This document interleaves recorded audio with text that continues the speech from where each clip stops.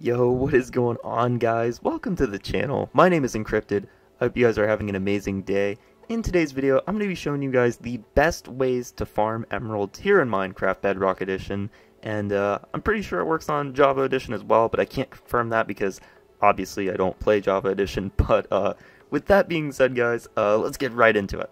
So, there are two main ways to farm emeralds here in Minecraft, and I'm sure most of you already know. The first way is through villager trading, and the second way is going to be through doing raids. So, I'm going to explain the raid part at the end of the video, but it should be noted that you can find emeralds from different chests and end cities and things like that. You can also find them in extreme hill biomes and like mountains like that, but obviously those two ways are not farmable because they're non-renewable.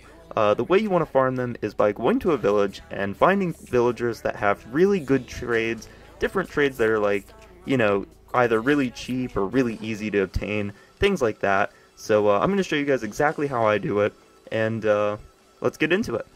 Alright, so first things first, I would recommend for your village that you get at least 2 farmer villagers, 1 cartographer, 1 librarian, and preferably 1 or 2 fletchers. The reason for this is because these guys have the best trades in the game when it comes to emeralds. If you want to get really easy emeralds for really cheap items or non-renewable items, renewable items, obviously you want to have renewable items for this, these are the guys to go to, because all they want are basic crops or, you know, mob drops, things like that. Things are very easy to obtain that will be renewable throughout the entire game that you don't have to worry about never getting back, and that is the whole point of this.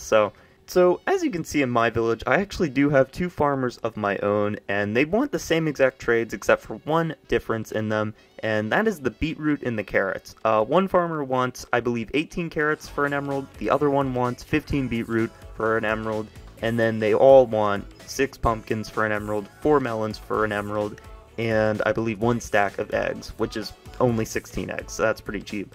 And that's the point of that. The farmers are very, very cheap with their trades. They don't want a lot of resources, and any resources they do want are pretty much renewable. They're very easy to obtain, and it's just a very, very good way to quite literally farm emeralds. Whenever you're farming these crops like carrots or beetroot, pumpkins, you're literally farming your emeralds, which is basically the point of this. So, let's talk about the cartographer and the librarian. I actually have multiple of those in my village. And first of all, librarians have really good trades. They're probably the reason you're trying to get emeralds to begin with, is because they probably have a book you want, like mending, or, you know, power, efficiency, something like that. But the problem is their books are so expensive, so you need tons and tons of emeralds to trade until you can finally afford their books. And the way you can get emeralds from these guys is obviously the paper. Getting sugarcane, if you have a good sugarcane farm, which is obviously what you want to do. You want to get a very good farm for all of these things. But if you have a really good sugarcane farm, you can get tons and tons of paper, which paper is used for a lot of different things in the game, but the main thing you can use it for here is for trading for the paper. Cartographers want paper, and so do librarians. If you have at least 1 of each, you can trade tons of paper to them, but keep in mind, you're going to need a lot of paper. They're not cheap with that. They want, I believe, like 21, I think, 22 or 21 pieces of paper. They want quite a bit, so you definitely need to get a lot of sugarcane, get a good farm going, and in no time you should have plenty of emeralds from these guys alone. Also, another thing to mention is the cartographer usually wants like 10 glass panes. That's pretty easy to get, considering 6 pieces of glass can make 16 panels. So definitely consider that. You can go get some sand and smelt it in the glass if you want. Make some glass panes, trade that to him as well, give him some more experience and all that stuff, and you can get more emeralds.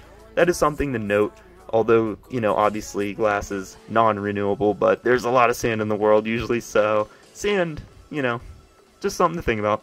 I wanted to end it off by showing you guys different ways to farm raids, and basically the best way to farm emeralds. In my opinion, this is the best way.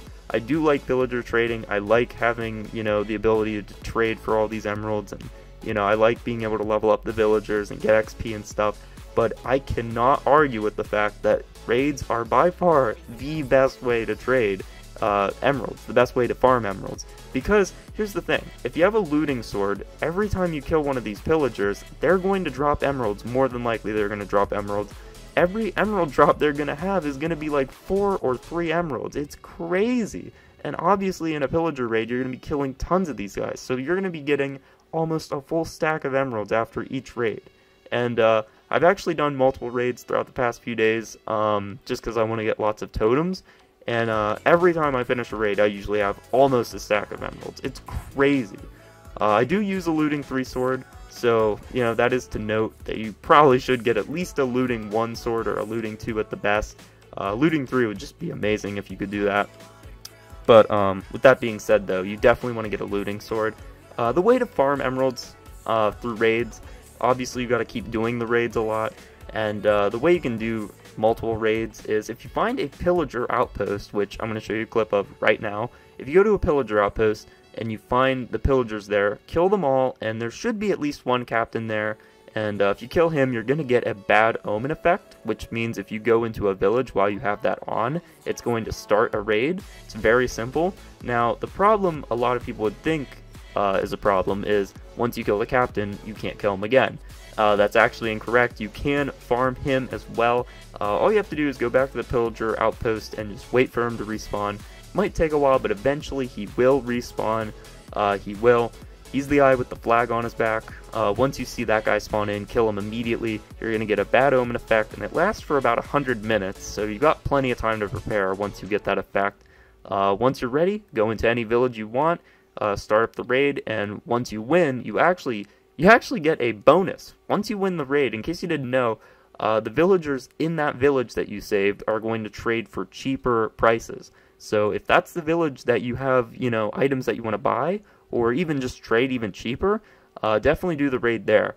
But one thing to make very, very clear, these raids are not the easiest thing in the world. You can die from them. There are witches, all kinds of things, so definitely prepare as well as you think you need to. And definitely make sure your village is secure.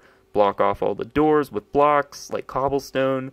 Don't let them in, because the pillagers do spawn in with guys with axes, and they will cut the doors down, and once they do that, they'll go in, they'll destroy the beds, they'll kill the villagers, and you're going to be screwed. So don't let that happen. Just make sure you do a very good job at securing the village, and you will be a-okay. Anyways, guys, I hope this tutorial helped you guys out. Hope it was really simple and easy for you to understand. If it did help you out, feel free to leave a like. If you haven't already, I would really appreciate that. Subscribe if you guys are new. I upload new videos every other day, or every day if I can, hopefully soon, on Minecraft content, projects, tutorials, all kinds of things like that.